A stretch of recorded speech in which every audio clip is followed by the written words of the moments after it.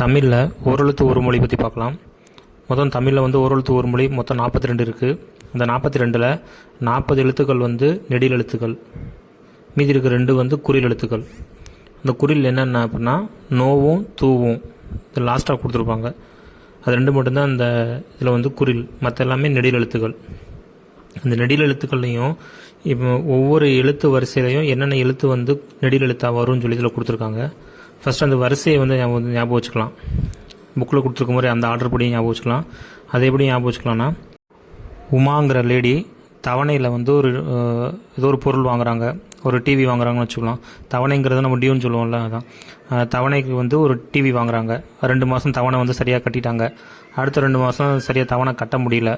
அடுத்த 3வது மாதம் வந்து தவணை வசூலிக்கிறதுக்காக வந்து ஆஃபீஸில் வந்து ஒரு எம்ப்ளாயி வர்றாங்க. வந்து வீட்டுக்கு முன்னாடி நின்று கத்துறாங்க, உமா தவணை கட்டலையா, சாவ போகிற அப்படின்னு கத்துறாங்க. இதில் தான் ஷார்ட்கட்டு.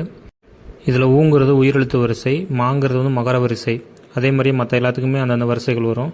இதில் வந்து ஆர்டரை மாற்றாமல் வந்தால் தான் ஷார்ட்கட் வந்து ஈஸியாக ஞாபகத்தில் இருக்கும். ஃபஸ்ட்டு உமாங்கிறதும் தனியாக பேசுகிறோம். உமாங்கிறது தனி, அது வந்து 6 ஏன்னா உயிரெழுத்தில் வந்து 6 எழுத்துக்களும், மகர வரிசையில் வந்து 6 எழுத்துக்களும். அப்போ 6 அப்போ உமாங்கிறது வந்து தனி 6. தா பா ந தவணைன்னு சொல்லுவோம்ல, தா பா ந. தாள 5 எழுத்தும், பாலை வந்து 5 எழுத்தும், நாவரிசையில் வந்து 5 எழுத்தும், அது தனி செட்டு.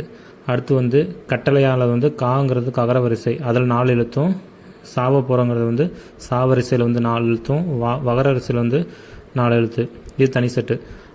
6, 5, 4 அப்படி ரிவர்ஸில் வர மாதிரி. இது எல்லாத்தையும் ஆட் பண்ணோம் அப்புறம் 39 எழுத்து வரும். இன்னும் ஒன்று வந்து யகர வரிசையில் ஒரு எழுத்து, யகர வரிசையில் 1 மட்டும்தான் இருக்கும்.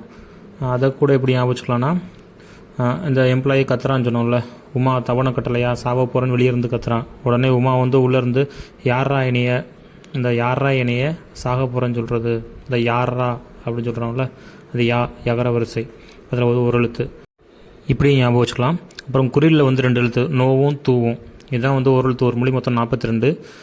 இன்கேஸ் வந்து இந்த 6ங்கிறது வந்து 6, 5, 4 சொன்னோம், ரிவர்ஸில் வரும்னு சொன்னோம்ல, இந்த 6 வந்து ஞாபகத்துக்கு வரல அப்படின்னா கூட இப்படி ஞாபகம் வச்சுக்கலாம். நம்ம அருமைன்னு சொல்லுவோம்ல, அந்த மாதிரி ஓரெழுத்து ஒரு மொழியா அருமை அப்படி ஞாபகம் வச்சுக்கலாம். அருமைங்கிறதுல வந்து 6. ஏன்னா வந்து உயிரெழுத்தில் 6 எழுத்தும், மகர வரிசையில் வந்து 6 எழுத்தும், அதான் அருமை. வீடியோ பிடிச்சிருந்தா சப்ஸ்கிரைப் பண்ணுங்கள். தேங்க்யூ.